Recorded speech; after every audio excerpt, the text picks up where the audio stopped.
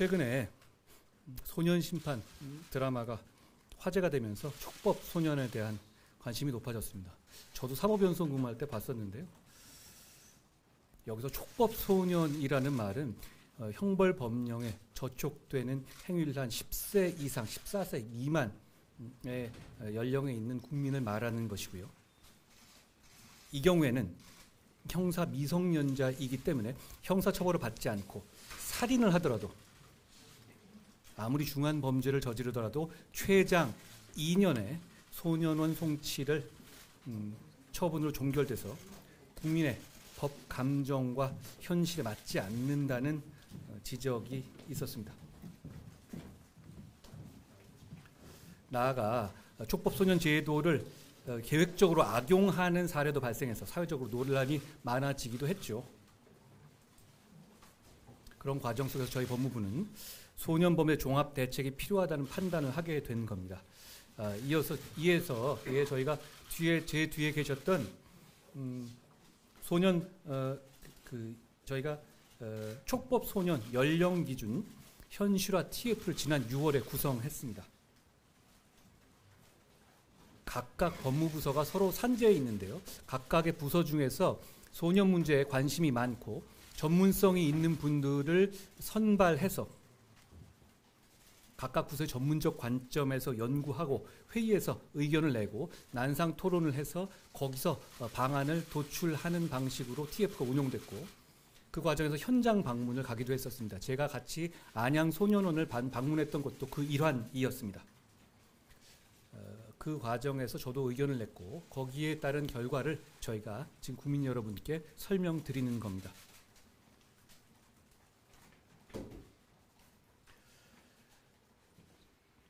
저희는 단순한 엄벌주의나 연령 하향이 오늘 말씀드리는 그 주가 아니라는 점을 말씀드립니다. 소년 범죄자의 교화와 피해자의 보호가 저희가 말씀드리고 싶은 핵심입니다. 그럼 지금부터 소년범죄 종합대책의 주요 내용에 대해서 설명드리겠습니다. 꽤 길 수 있으니 차분히 마음 편히 들어주시면 좋겠습니다. 차례는 보시는 바와 같고요. 먼저 형사 미성년자의 연령을 현행 14세에서 13세로 70년 만에 한 살 낮추겠습니다. 이와 같이 형사 미성년자 연령의 하향을 추진하게 된 배경에 대해서 제가 말씀드리겠습니다. 최근 촉법 소년의 범죄가 증가하고 있고 범행 수법이 흉포화되고 있는 것이 통계적으로 확인되고 있습니다. 그리고 촉법 소년의 제도를 범행에 적극적으로 악용하는 사례 등으로 인해서 그러니까 촉법 소년을 데려다가 범행을 시키는 경우까지도 있었죠. 연령 기준을 현실화해야 한다는 여론이 증가했습니다. 올해 6월에 실시한 촉법 소년 연령 하향에 관한 여론조사 결과에 따르면 답변자 중에 약 80% 정도 되는 국민이 촉법 소년의 연령 하향에 찬성한 바 있는 등 소년 흉악 범죄로부터 국민을 안전하게 보호할 필요성이 증대됐습니다. 물론 여론이 찬성한다는 이유만으로 이 문제를 결정하겠다는 결코 아닙니다. 다만 지난 70년간 바뀌지 않은 이 제도를 변경할 만한 사회적 공감대가 형성되어 있다는 점을 말씀드리는 겁니다. 잘 아시다시피 지난 대선 과정에서 여야 대선 후보 모두 촉법소년 연령 하향을 공약으로 내세웠고 여당과 야당 모두 촉법소년의 연령 하향에 관한 법률안을 제출한 바 있습니다. 그렇기 때문에 정치적 문제 내지는 합의의 문제라기보다 과연 이것이 그럴 만한 논거가 있는 것인지 그럴 만한 이유가 있는 것인지를 고민할 단계라고 보고 지금부터 저희가 어떤 근거에서 이런 수치를 냈는지를 설명드리겠습니다. 형사 미성년자의 연령 하향 필요성에 대해서 먼저 설명드립니다. 먼저 촉법 소년의 범죄가 분명히 증가하고 있습니다. 전체 소년 인구는 아시다시피 감소하고 있잖아요. 그러니까 왜 이걸 같이 봐주셔야 되는 게 인구는 줄어드는데 범죄 수가 늘어나는 겁니다. 그러니까 실제로는 상당히 늘어나고 있는 것이다 라고 이 비교해서 생각해 봐주시면 좋을 것 같습니다. 전체 소년 인구는 감소 추세에 있음에도 불구하고 촉법 소년의 범죄는 2017년에 7,897건에서 2021년에 12,502건으로 증가했습니다. 특히 촉법소년에 의한 살인, 성폭력범죄 등 강력범죄가 매년 지속적으로 발생하고 있습니다.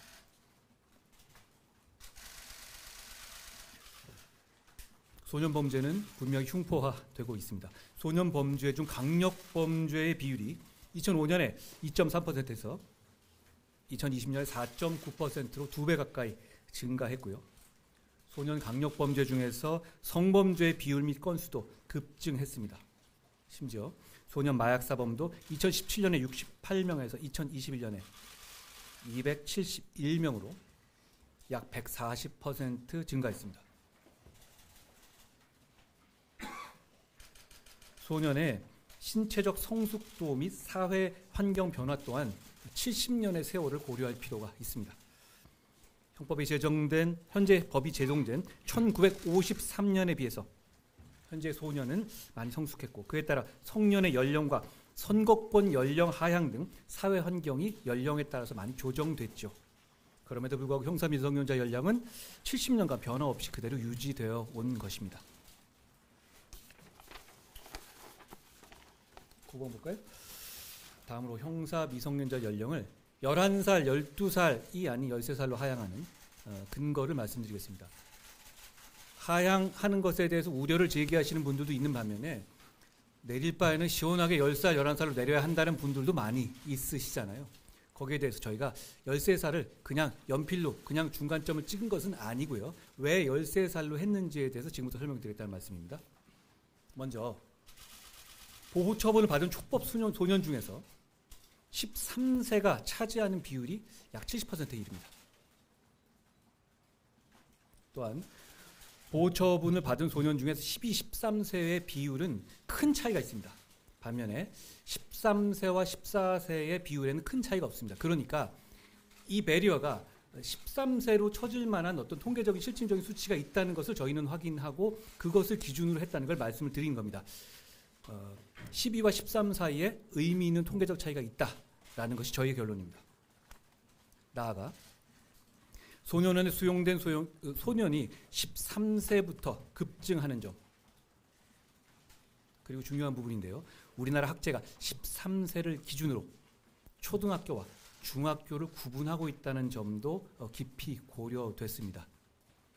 국민들께서 생각하실 때 이 이슈는 이렇게들 양면적으로 생각하실 수 있습니다. 촉법소년들이 범죄를 저지른 것을 피해가 되는 것이 두렵다는 생각도 있으신 반면에 역시 저도 자식을 키우는 사람입니다만 혹시 내 자식이 너무 어릴 때의 잘못으로 평생 멍해가 되는 것이 아닌가, 평생 기회가 없는 것이 아닌가, 그런 걱정도 하실 수 있습니다. 그런 부분까지 고려했었을 때 저희는 가급적이면 중학생 이후의 단계부터 포섭되는 숫자를 정하는 것도 필요하다는 판단을 했던 겁니다. 물론 그것만으로 정한 것은 아니고 아까 말씀드린 실증적인 통계 같은 것을 고려한 것입니다. 그런 과정을 통해서 저희가 보도자료에는 좀 더 상세하게 말씀드렸습니다. 저희는 13세를 기준으로 하는 법안을 준비했습니다. 형사 미성년자 연령 하향에 대해서 사회 일각에서 우려를 표하고 계시고 그 우려에 대해서 저희도 깊이 고려했습니다. 그런 의견을 저희 이번 개정안을 내면서 깊이 고려했고 거기에 대해서도 대답을 드리기 위해서 노력했다는 점을 말씀드립니다. 크게 보면 그런 우려는 첫째, 미성년자 전과자가 양산될 우려가 있다. 둘째, 13세는 정신적으로 성숙되지 않아서 책임 능력이 있다고 볼 수가 없다. 세 번째, 형사 미성년자 연령을 14세로 유지하라는 국제인권 기준의 권고에 위반된다는 지적이 있습니다. 크게 보면 이런 정도일 겁니다. 먼저 미성년자 전과자가 양산될 거라는 우려와 관련해서는 형사 미성년자의 연령을 낮춰도 대부분의 소년범은 기존과 같이 소년부 송치되고 계획적인 살인범, 반복적 휴강법 등 죄명의 소위 강자 들어간 범죄, 그리고 누가 보더라도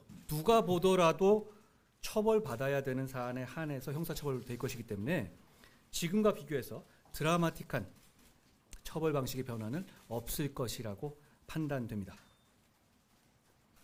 또한 소년법상 법원은 기소된 소년에게 형사처벌, 기소됐다 하더라도요, 형사처벌이 아닌 보호처분을 할 필요성이 있다면 법관은 언제든지 소년부로 사건을 보낼 수 있습니다. 즉, 소년에 대한 형사처벌은 검찰과 법원이라는 준사법기관, 사법기관의 다중의 점검을 통해서 신중하게 결정될 것이기 때문에 미성년자 전과자가 양산될 것이라는 우려는 하지 않으셔도 좋을 거라는 생각이 듭니다.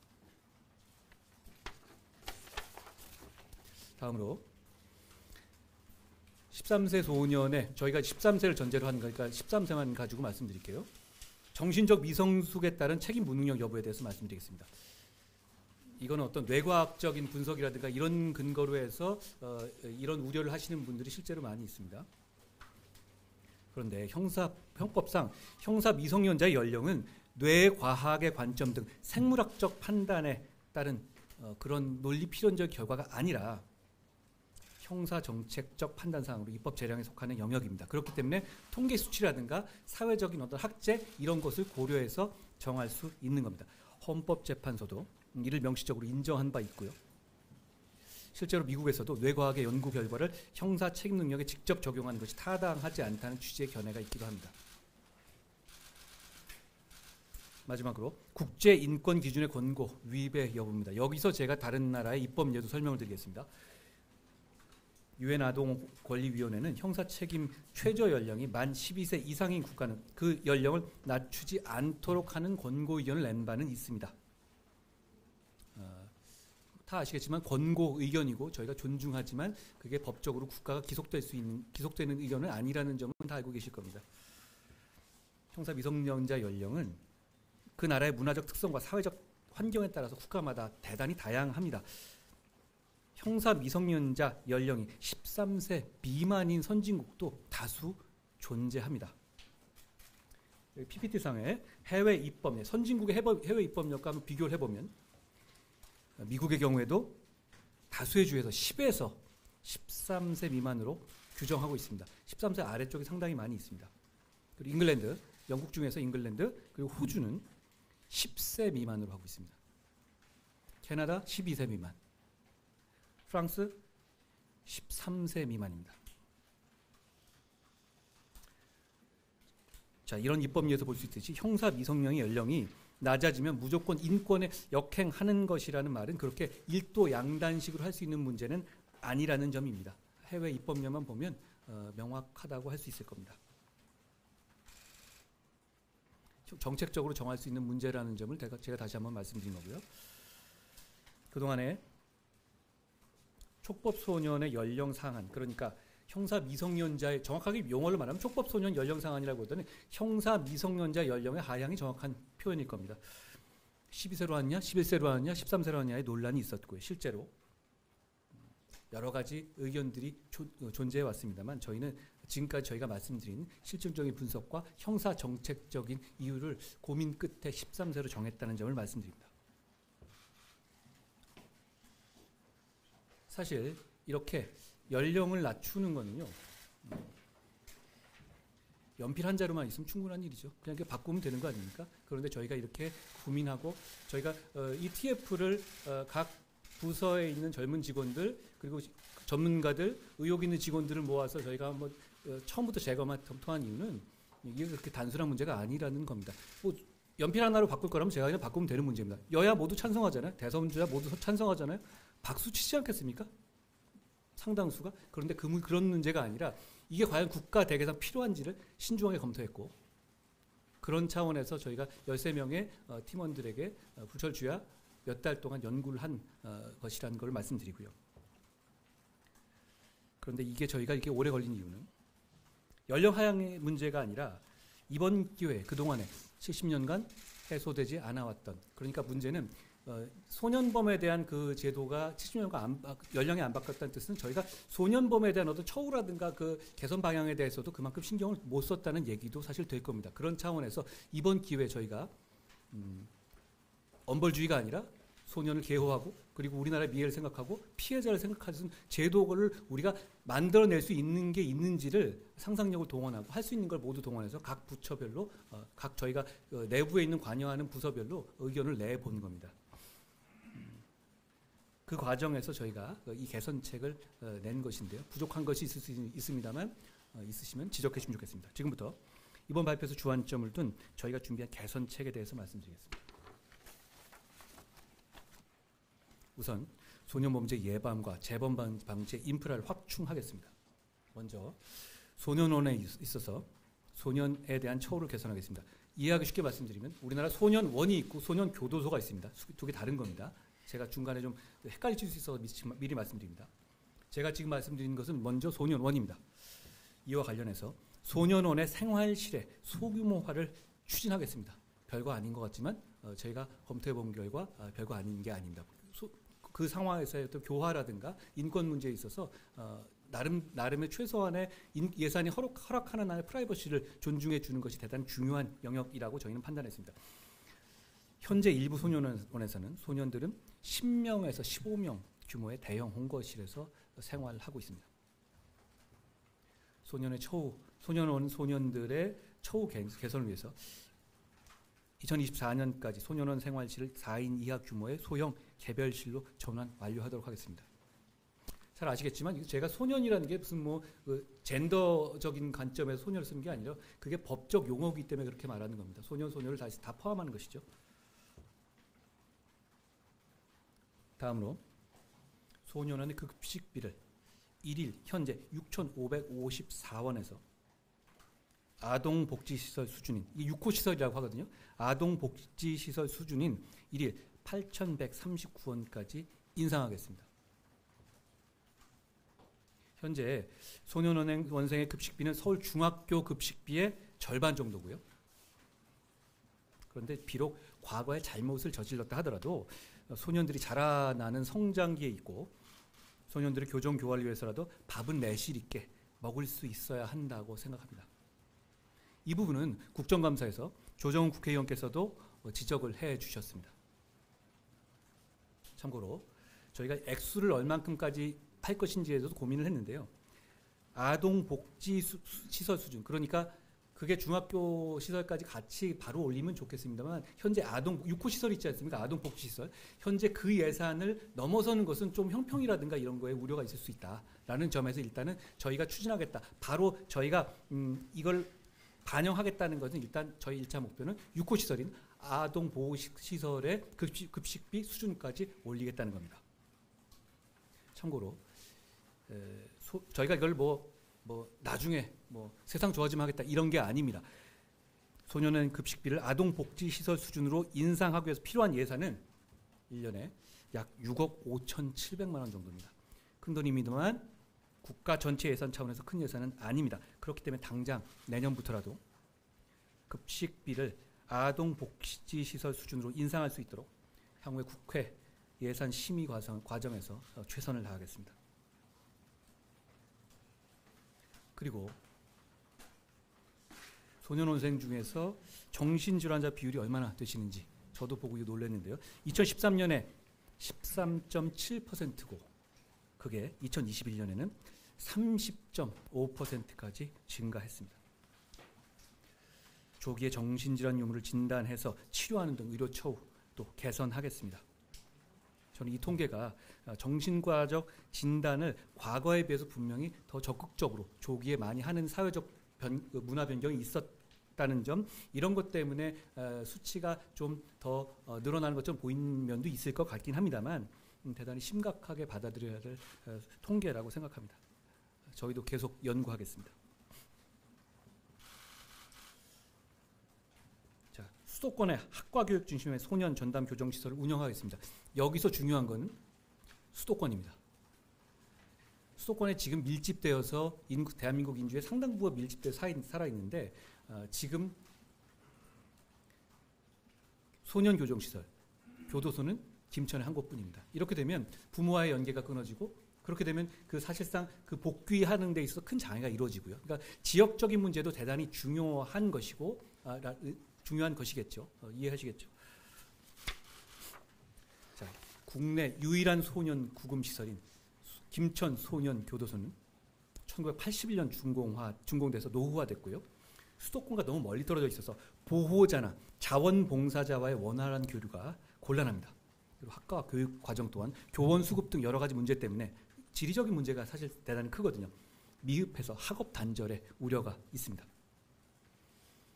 이런 문제점을 해결하기 위해서 2023년 하반기까지 수도권에 학과 교육 중심의 소년 전담 교정 시설을 새롭게 마련하겠습니다. 이렇게 얘기하면 지자체장들께서 막 긴장하실 것 같아요. 수도권에 계신 분들이. 교정 시설을 하다 보면 이런 문제. 자, 그러면 혹시 이거를 우리 집 앞에 놓겠다는 거야? 새로 짓겠다는 거야? 이런 우려가 늘 있기 마련이고 저는 그 우려도 충분히 공감합니다. 그래서 제가 지금 말씀드립니다. 저희가 새롭게 마련할 소년 전담 교정 시설은 새로운 부지에 신설하겠다는 것이 아니고요. 기존의 교정 시설 내부를 조정해서 기존 성인 교정 시설이 있었던 수도권에 있는 내부를 활용하는 것이기 때문에 이로 인해서 지역 주민들께 부담을 드리는 일은 없을 겁니다.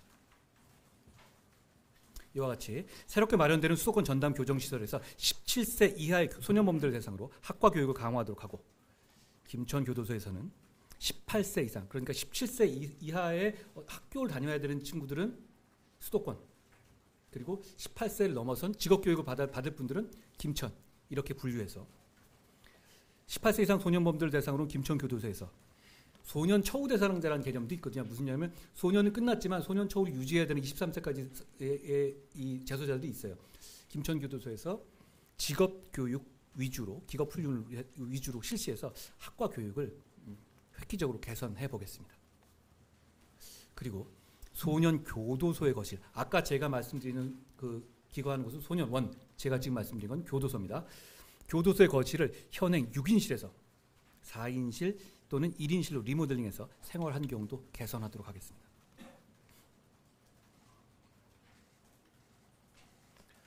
(19번) 갈까요?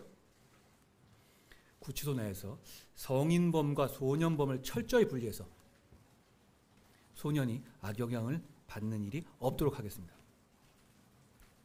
현재 교도소 내에서만 성인과 소년을 분리하고 있습니다. 소년교도소가 따로 있으니까요. 그런데 구치소 내에서는 성인과 소년을 혼거 수용하고 있습니다. 이거는 나름대로의 선의로 비롯된 조치였거든요. 그동안은. 이렇게 운영된 건 굉장히 오래됐고요. 그동안 구치소에서 성인과 소년을 함께 혼거 수용한 취지는 비교적 모범수인 성인을 그 방에 투입하고 소년과 함께 수용해서 소년들을 선도하는 내부적 싸움 안 하게 하고 그렇게 하려는 생각을 가지고 추진됐던 겁니다. 그런데 저희가 이번에 실태 분석을 해본 결과 혼거 수용에 대해서 소년 선도의 효과가 크지 않고 게다가 혼거 수용된 모범수 역시 범죄자인 건 맞기 때문에 오히려 나쁜 영향을 소년들이 받을 우려가 있다는 지적이 있고 저희 분석 결과 타당한 지적입니다. 게다가 기대와는 달리 오히려 성인 수가 같은 방에 있는 다수의 소년들로부터 괴롭힘을 당하는 현상이 많이 발견됐습니다. 오히려 성인 한 명을 두고 거기 있는 소년들도 사실 보통 사람들 아니잖아요. 그러다 보니 오히려 그런 식의 현상이 발생되는 것이 다수 발견됐습니다. 그렇기 때문에 본래의 취지는 퇴색됐다고 저희는 판단했습니다. 그래서 구치소 내에 성인과 소년을 분리하는 규정을 신설하고 구치소의 수용 단계에서도 거실 등의 생활 공간을 성인과 소년들 사이에 철저히 분리하는 등 범죄 학습 기회를 차단해서 소년 보호를 강화하겠습니다.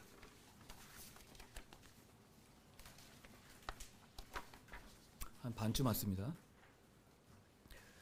소년 보호 관찰의 전담 인력의 증원을 추진하겠습니다. 우리나라 경우 직원 1인당 보호관찰 대상자의 관리 인원은 OECD 국가에 비해서 너무 과다해서 충실한 보호관찰이 어렵습니다. 현재 228명인 소년 보호관찰 전담 인력이 OECD 국가 평균 수준에 도달할 수 있도록 전담 인력, 소년 보호관찰 전담 인력 59명 증원을 추진하겠습니다.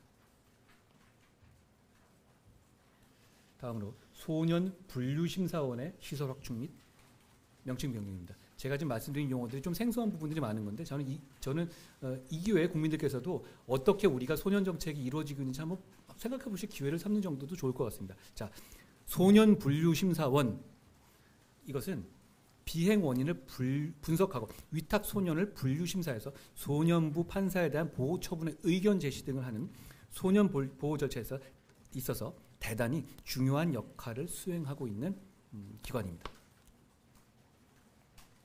그런데 이와 같이 중요한 역할을 수행하고 있음에도 전국에 소년 분류심사원은 서울 소년 분류심사원 단 한 곳뿐입니다. 그러니까 서울이란 말 자체가 좀 무색하죠. 뭐 대한민국에 하나뿐인데요. 향후에 위탁 수요가 많은 지역을 중심으로 소년 분류심사원 2곳을 신설해서 비행 예방 교육과 분류심사 기능을 강화하고 과밀 문제를 해소하겠습니다. 그리고 뭐 느끼신 분들 계시겠지만 소년을 분류한다는 말 자체가 좀 모욕적이고 차별적인 뉘앙스가 있다는 지적이 많이 있어 왔습니다. 저도 그렇게 생각하고요. 그래서 소년 분류심사원 명칭 또한 소년 보호심사원 등 보다 좀 인권 친화적 이름으로 이번에 바꾸겠습니다. 내부적으로 좀 저희는 이런 정도의 예시 들어서 보호심사원으로 하는 안을 갖고 있는데요. 더 좋은 의견이 있거나 학계에서 말씀하시는 부분은 거기에 따르겠습니다. 다만 분류심사원은 좀 이상한 것 같습니다. 저희 TF 팀원들의 판단이었습니다. 다음으로 민간 참여 청소년 비행 예방센터를 신설하고 소년 선도와 관련된 다양한 기관과의 연계를 강화하겠습니다. 괜찮으세요? 예. 청소년 비행 예방센터는 학교폭력 가해 학생, 기소유예 대상 소년범 등 비행 초기 단계의 청소년에 대한 비행 예방 교육을 담당하는 곳입니다. 현재 전국적으로 19개 청소년 비행 예방센터가 설치되어 있습니다만 법률의 근거가 없습니다. 그리고 각 부처마다 소년 관련 기관을 별도로 운영해서 체계적 지원이 어렵습니다. 그리고 다양한 민간 전문 기관을 활용한 교육이 어려운 상황입니다. 그렇기 때문에 이번에 청소년 비행센터의 설치 및 운영 근거를 소년법에 명시해서 체계적 교육 및 지원이 가능하도록 기반을 마련하겠습니다. 또한 지역사회의 청소년 관련 전문기관 등 민간이 참여하는 청소년 비행 예방센터를 신설하고 교육부의 위센터, 여가부의 청소년 상담복지센터 등 타부처 소년 관련 기관과의 연계 강화도 추진하겠습니다. 다음으로 소년원과 소년교도소의 교육과 교정 과정을 강화하겠습니다. 먼저 소년 보호 처분을 개선하겠습니다. 현재 소년원에서 교육 성적이 양호한 경우는 임시 퇴원을 시키거든요. 소년을 나가게 해주는 것이죠. 이런 임시 퇴원한 소년에 대해서는 보호 관찰을 부과할 수 있습니다. 그런데 교육 성적이 나쁠 경우에는 만기 퇴원을 하게 되는데 이 경우에는 오히려 보호 관찰을 부과할 수 없는 모순점이 있다는 걸 저희가 확인했습니다. 그렇기 때문에 향후 소년법을 개정해서 소년원 송치 처분 자체에 대해 처분 시에 보호 관찰을 병과할 수 있도록 함으로써 처우의 연속성을 확보하고 만기 퇴원 소년에 대한 관리 공백을 해소하겠습니다. 보호관찰의 부가처분을 다양화하겠습니다. 현행 소년법상의 보호관찰에 따른 부가처분은 대안교육, 상담교육, 외출 제한, 보호자 교육으로 제한되어 있습니다. 그것만 가지고는 소년의 교육 교화에 충분하다고 보기 어렵다고 저희는 판단했습니다. 앞으로 환각물질 등 중독 증세가 있는 소년에 대해서는 청소년보호법상 청소년 전문 치료기관의 치료 및 재활을 받을 수 있도록 하고 보호환경이 열악한 소년에 대해서는 아동복지시설에서의 보호를 받게 하는 등 부가처분을 다양화함으로써 소년의 건전한 성장을 지원하겠습니다. 그동안은 소년들이 막 약물을 중독되고 마약을 탐닉하고 이런 거를 크게 상정하지 않았던 이런 제도였는데요.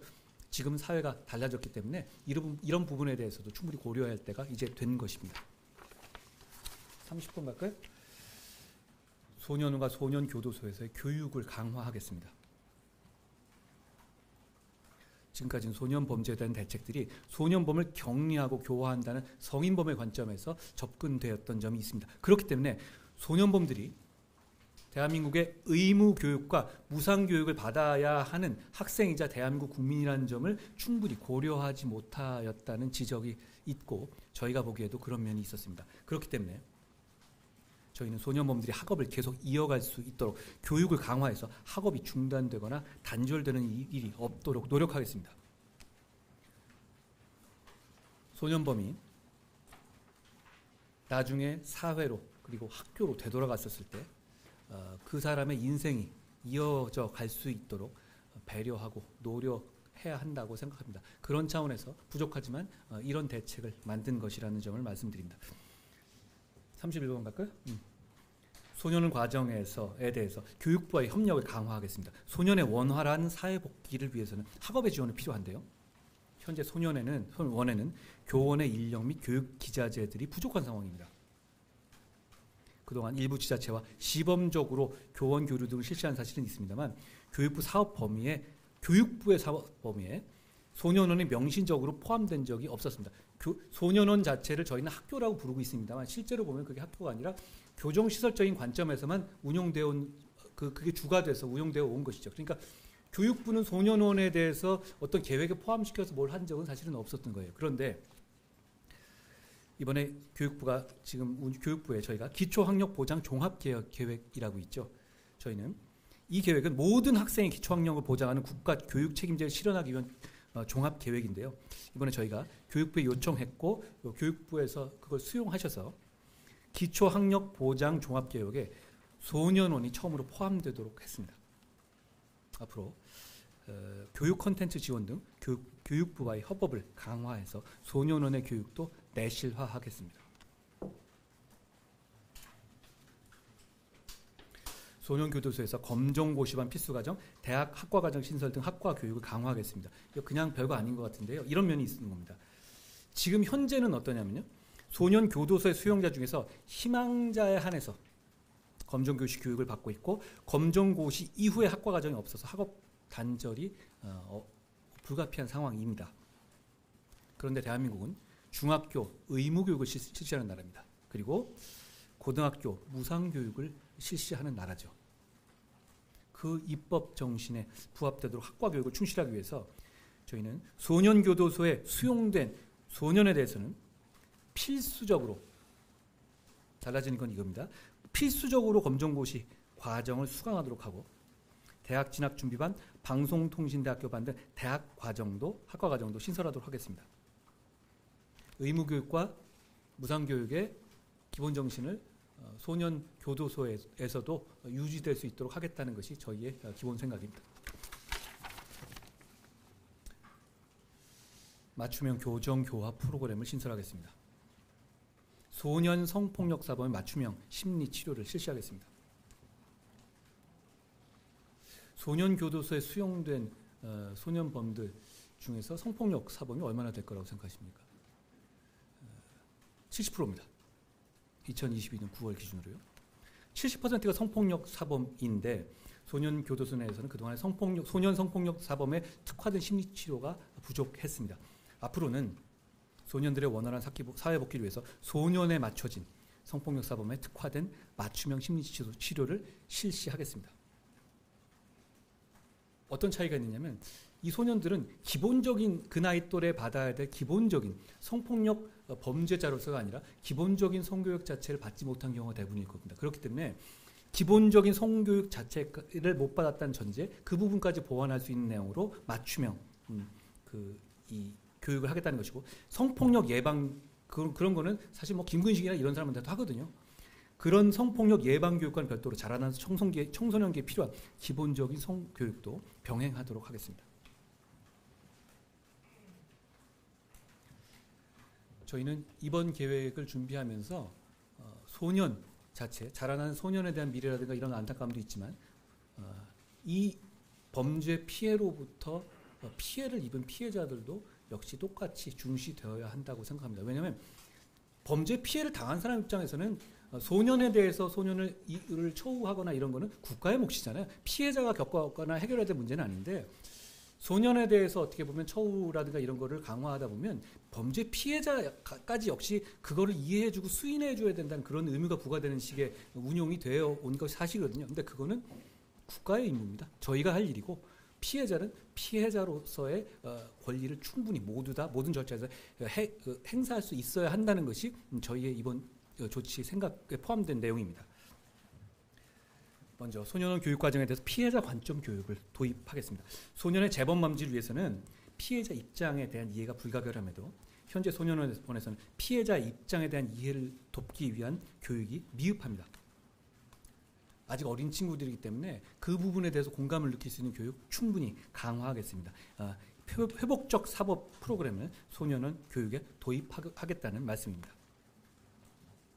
피해자 문제는 제가 조금 다시 한번 말씀드리겠고요. 소년들의 원활한 사회복귀를 위해서 수용시설의 가정회복 기능을 강화하고 지역사회와의 연계도 강화하겠습니다. 먼저 소년교도소의 부모 등의 보호자 책임성을 부모에게 책임을 묻겠다는 것이 아니라 부모에게 부모로서의 역할을 다할 기회를 계속 이어갈 수 있도록 하겠다는 뜻입니다. 보호자의 책임성 강화를 위한 프로그램을 신설하겠습니다. 가정기능 회복을 위해서는 결손 유형에 대한 분석 및 보호자의 책임성을 강화하는 교육이 중요합니다만 현재 소년원에서는 체계적인 원인 분석에 따른 처우가 부족했고 소년교도소에서는 지금까지 보호자에 대한 그런 보호자들을 위한 프로그램이 없었습니다.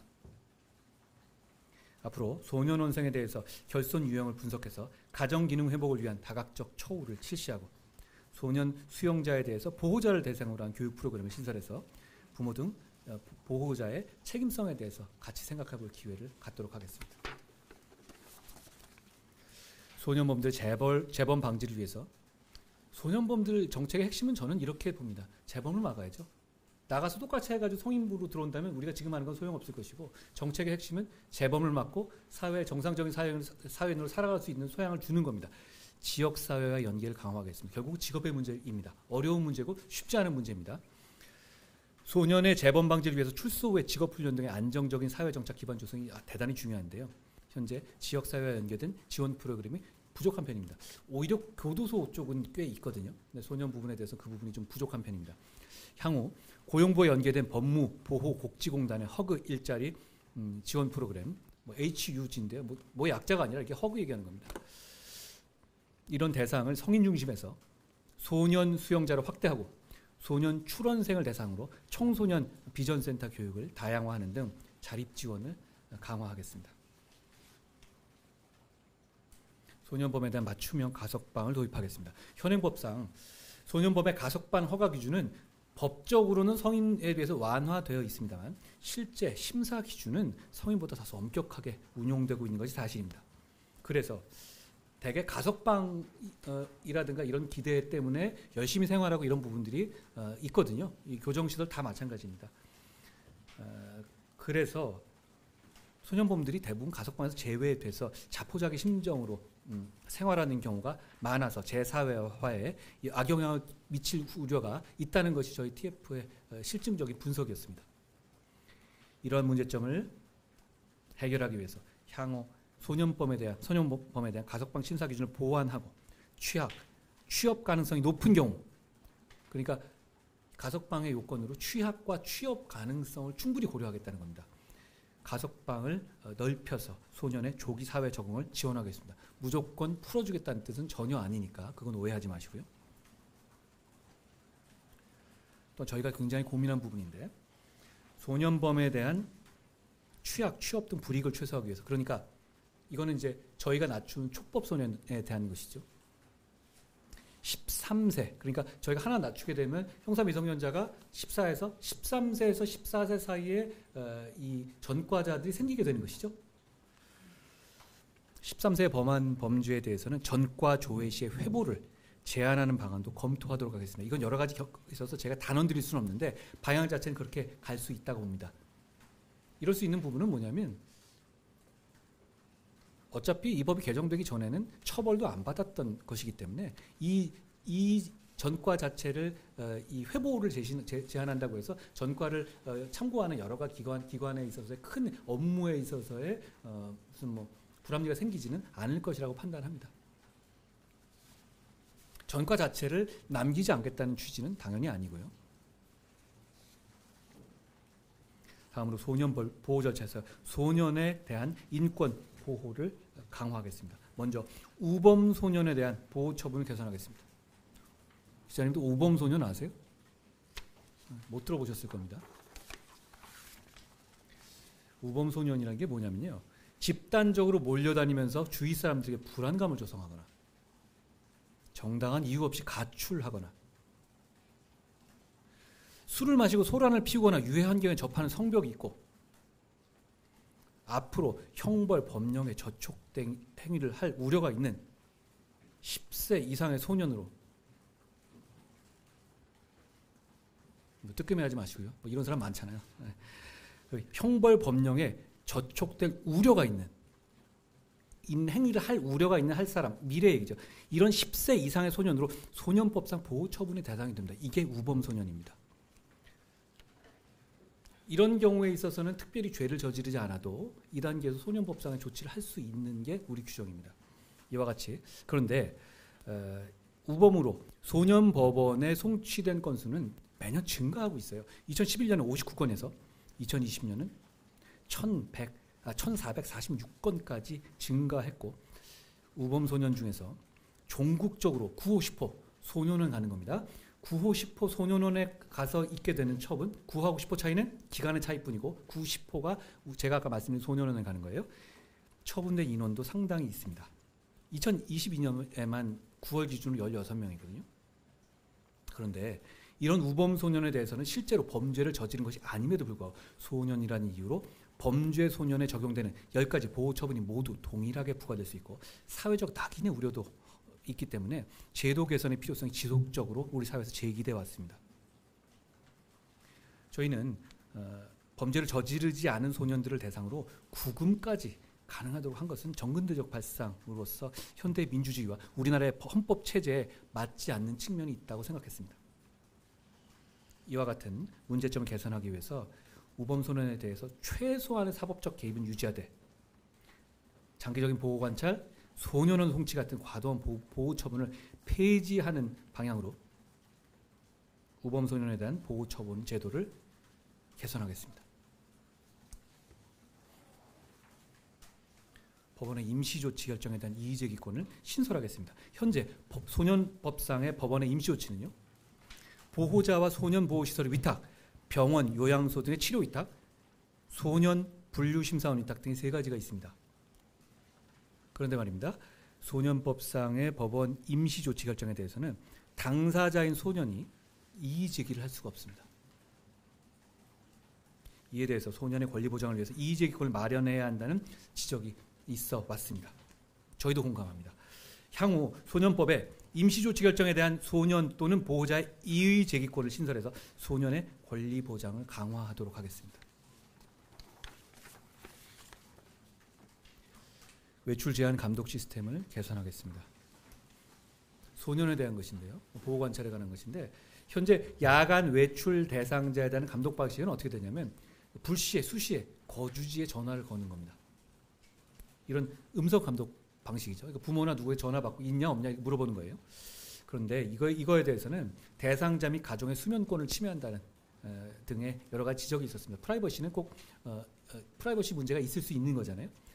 최근의 기술 발전 상황들을 반영해서 향후에는 별도의 전화 없이 자동으로 재택 여부를 확인하는 스마트워치 방식. 그러니까 이거는 밖에 나갈 때 차야 되는 건 아닙니다. 안에 있을 때만 차고만 있으면 되는 것이니까 그런 방식으로 외출 제한 감독 시스템을 개선하겠습니다. 다음으로 제가 아까 말씀드린 소년범죄 피해자에 대한 보호를 강화하겠다는 겁니다. 소년범죄의 특징은 소년이라는 아직 자라나는 어떤 청소년에 대해서 완전히 국가가 포기하지 않아야 한다라는 의미도 있는 이 의미가 강한데요. 그러다 보면 역시 소년에게 살인 피해를 당하거나 성인에게 살인 피해를 당하거나 대한민국 국민이 피해를 입은 사람들의 피해는 오히려 더 클 수도 있습니다. 그런데 이 부분에 대해서 마치 지금까지는 소년에 대해서 피해를 입은 사람에 대해서는 어디 가서 얘기도 못하고 참여권도 보장되지 않고 이렇게 마치 국가가 짊어져야 될 부분을 피해자 측이 같이 나눠지게 되는 걸로 오해받을 정도의 그런 그 제도적인 결함이 있었던 것을 저희는 봤고 지금 단계에서 저희가 할 수 있는 일을 하겠다는 취지입니다. 우선 그동안은 소년 범죄에 있어서는 당사자인 소년의 중심이 있었고 그 범죄로 인한 피해자에 대한 관심이 상대적으로 소홀한 면이 있었기 때문에 이번 대책에 피해자 대책을 포함한 겁니다. 우선 피해자 통지 제도를 개선하고 소년 보호 절차에 대한 피해자의 참석권을 보장하겠습니다. 일반적인 형사 재판은요, 공개 재판이잖아요. 언제든지 기자님들은 다 가실 수 있죠. 피해자가, 그러니까 피해자가 언제든지 재판에 참석할 수 있습니다. 그런데 소년 재판은 비공개 재판입니다. 비공개 심리가 원칙입니다. 그렇기 때문에 재판장의 허가 없이면 피해자라도 마음대로 재판에 참석할 수가 없습니다. 비록 현행 소년법이 피해자의 진술권을 인정하고 있습니다만 피해자에 대해서 재판 길이나 장소를 통제하는 제도나 유명한 재판 말고는 그거 어떻게 알겠어요, 매번. 피해자에 대해서 법정 참석권을 허용하는 규정이 없습니다. 그렇기 때문에 사실상 피해자의 진술이 피해자에 대해서 소년범에 의한 피해자에 대해서는 형해화된 점이 있습니다. 이에 법원이 소년 보호 사건의 심리, 기일 장소 등을 피해자에게 통지하는 제도 및 소년 보호 절차에서 피해자의 참석권을 보장하는 규정을 마련하겠습니다. 또한 검사가 소년부 송치, 처분 시 피해자에게 법정 진술권이 있다는 사실을 안내하는 등 피해자의 권리를 강화하겠습니다. 정확히 말하면 성인으로부터 피해받은 피해자와 같은 수준의 권리를 보장받도록 챙기겠다는 뜻입니다. 피해자의 의사 반영을 위한 검사의 항고권을 신설하겠습니다. 가정폭력법, 학대처벌법과는 달리 이거는 있다는 겁니다. 소년법상의 소년법 보호 절차에 대해서는 법원의 보호 처분 결정에 대해서 검사가 항고할 수가 없습니다. 이와 관련된 헌법재판소 결정에서도 재판관 9명 중 4명이 검사 항고권이 없다는 것은 피해자 입장에서 볼 때 아무런 불복 수단이 없게 되어 납득하기 어려울 것이라는 취지로 지적하기도 했습니다. 저희는 이 지적에 공감합니다. 이에 피해자 권리를 강화를 위해서 소년법을 개정해서 항고권자의 검사를 추가하고 소년 보호 절차에 검사가 참여하여 의견을 진술할 수 있도록 해서 소년 보호 절차에서 피해자의 의사가 반영될 수 있도록 하겠습니다. 전기통신을 이용한 피해자 접근 금지의 법적 근거를 마련하겠습니다. 현행 보호관찰법에는 특별준수사항으로 피해자에 대한 일반 접근 금지만 규정되어 있고 SNS, 전화 등 전기통신을 이용한 접근 금지에 대한 명시적 규정이 존재하지 않습니다. 그런데 이미 가정폭력법과 아동학대처벌법에서는 양자를 구분하여 규정하고 있기 때문에 다른 법과의 체계 정합성을 위해서 보호관찰법의 보호관찰 대상자의 특별준수사항으로 전기통신을 이용한 피해자 접근 금지를 명문화하겠습니다. 소년으로 처벌받고 나와서 피해자를 계속 괴롭히는 전화하고 이런 거 막겠다는 취지입니다. 다음으로 소년 형사 사법 절차의 전문성을 제고하겠습니다. 먼저 인천과 수원지검의 소년부 설치를 추진하겠습니다. 현재 검찰 직제상 소년부가 없고 소년 전담 검사는 다른 전담을 병행하는 경우가 많아서 소년 사건에 집중하기 어렵고 전문성이 높아지기 어려운 구조입니다. 일단 소년 사건이 많은, 저게 통계적으로 뽑아볼 때 많은 부분인데요. 인천과 수원지검의 소년부 설치를 추진하고 가정법원과의 정기적 간담회, 소년보호시설의 견학, 소년 전담 검사에 대한 교육 강화 등을 통해서 소년 전담 검사의 전문성을 제고하겠습니다. 약식 기소, 자제 등 형사처벌 적정성을 제고하겠습니다. 다 아시죠? 약식 기소라는 것은 그냥 벌금을 매기는 거죠. 소년에 대해서 벌금을 매기면 소년의 돈을 내지는 않겠죠. 그러니까 그런 부분을 저희는 고려한 겁니다. 현재 매년 2,500명 이상의 소년범에게 벌금형이 선고되고 있습니다. 그런데 소년에 대한 벌금형은 교정 교화의 효과가 크지 않고 오히려 부모에 대한 경제적 부담으로 그대로 전가되는 등 그 실효성이 크지 않아 보입니다. 이런 지적은 여러 번 있어 왔습니다. 앞으로 저연령 소년, 중대 범죄 등을 범한 소년에 대해서는 결정 전 조사를 활성화하고 그리고 전문가로 구성된 협의체 자문단을 검찰에 신설하겠습니다. 전문가 의견 적극 반영해서 엄격한 조건 하에 형사처벌이 이루어지도록 하는 등 형사처벌의 적정성을 제고하겠습니다. 그리고 앞에 말씀드린 소년에 대한 벌금 약식 기소도 자제하도록 하겠습니다. 이 부분은 검찰과도 충분히 의견을 나눈 것이라고 말씀드립니다. 다음으로 소년 사건의 재판 절차 개선에 관한 것입니다. 먼저 통고 관련 검사 통치 제도를 마련하겠습니다. 용어가 좀 생소하시죠? 통고라는 건 뭐냐면 소년법상 보호자들이 범죄 소년을 발견하고 그러니까 자기 자식이나 자기 애들 봐서 얘는 정말 안 되겠다 싶을 경우에 관할 소년법원에 보호 처분을 구하는 절차를 의미합니다. 이런 게 있는 줄 모르셨죠? 이런 게 있습니다. 그런데 통고에 의한 소년보호 절차가 개시되는 경우에 수사기관에는 별도로 알려지는 절차가 없기 때문에 법상 소년보호 절차가 수사와 함께 진행돼서 소년의 인권을 침해할 우려가 있습니다. 왜냐하면 부모가 이 정도 될 사안이면 어디선가 수사가 될 가능성이 높거든요. 어디선가 사고 크게 치고 있다는 뜻이잖아요. 그런데 지금 이거는 이렇게 법원에서 가고 있는데 수사는 되고 있고 병행해서 이상하게 되는 경우가 많이 있어요. 그러니까 이 부분에 대해서 이게 통고에서 소년 보호 사건의 침해가 개시될 경우 법원이 검사에게 이를 통지하는 제도를 마련함으로써 불필요한 절차 중복을 방지해서 사건 관계인 인권을 존중하겠다는 뜻입니다. 다음으로 조건부 소년부 성취 제도를 신설하겠습니다. 현행 소년법은 소년보호 사건과 소년 형사 사건의 관할과 절차가 이원화되어 있습니다. 아까 말씀드렸죠? 소년보호 사건, 소년을 보내는 거, 소년 형사 사건, 교도소 보내는 거 이런 겁니다. 쉽게 말씀드리면 중간 영역에 대한 소년의 처분에 대한 곤란한 상황입니다. 그러니까 애매한 경우가 있잖아요. 막 고민되는 경우. 그런 경우에 법원이 선택권을 더 가져야 한다고 생각합니다. 이런 문제점을 개선하기 위해서 법원이 보호 처분의 준수를 조건으로 소년보 성취를 가능하게 하는 중간적 처분을 신설해서 보충적으로 형사처분을 부과함으로써 전과자 양산을 방지함과 동시에 보호 처분 준수를 위한 동기를 부여해서 재범 방지 효과를 높이겠습니다. 이렇게 되면 저희가 형사 미성년을 하향했었을 때 이 제도는 상당 부분 활용될 수 있을 거라고 생각합니다. 참고로 이 제도에 대해서는 2019년 7월에 대법원 산하의 사법정책연구원에서 발간한 논문인 소년 형사사법 절차의 개선에 관한 연구에서도 도입 필요성을 인정한 바 있습니다. 과학적 분석에 기반한 소년 범죄 정책을 추진하겠습니다. 먼저 체계적인 소년 범죄 통계 관리 시스템을 구축하겠습니다.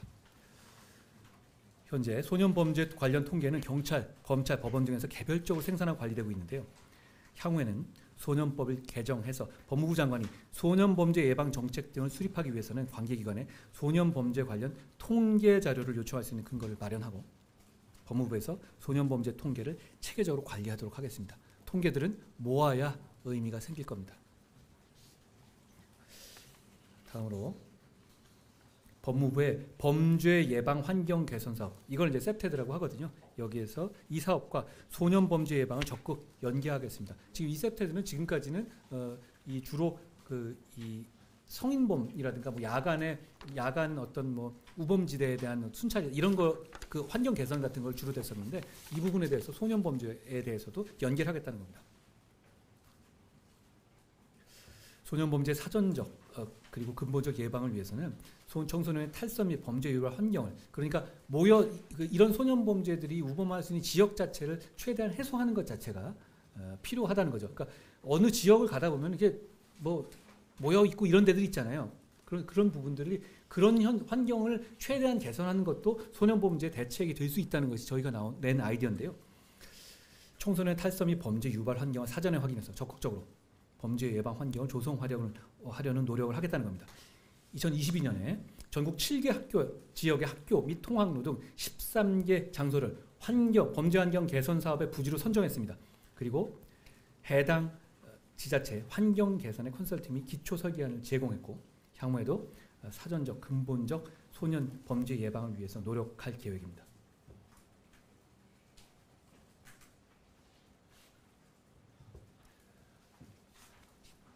지금까지 법무부에서 마련한 소년범죄 종합대책의 주요 내용에 대해서 축약해서 말씀드렸습니다. 소년범죄 문제는 소년의 인권, 그리고 피해자의 인권, 그리고 부모의 마음, 그리고 나라의 미래를 모두 생각해야 하는 정말 어려운 문제입니다. 저희도 이번에 연구하면서 어려운 문제라는 점을 다시 한번 실감했습니다. 저희는 70년간의 난제로 남아있던 소년범죄 문제에 대한 건설적인 답을 내기 위해서 형사 미성년자 연령 문제뿐 아니라 교정 교화 강화, 피해자 보호 및 인권 보호 개선, 인프라 확충을 막론한 소년 범죄 종합 대책을 준비해 봤습니다. 이번 대책 실행을 위해서 필요한 예산과 법 개정, 후속 조치를 신속하게 진행하겠습니다. 그 과정에서 전문가들과 국민 여러분 그리고 언론인 여러분들의 의견 또한 충분히 수렴하겠습니다. 국민 여러분께서도 소년들이 원활하게 사회에 복귀해서 건전한 사회 구성으로 성장할 수 있도록, 그리고 소년범으로 인한 피해가 아물고 피해를 방지할 수 있도록 좋은 정책을 운영하는 데 많은 관심을 가져주시기 바랍니다. 저희도 최선을 다하겠습니다. 감사합니다.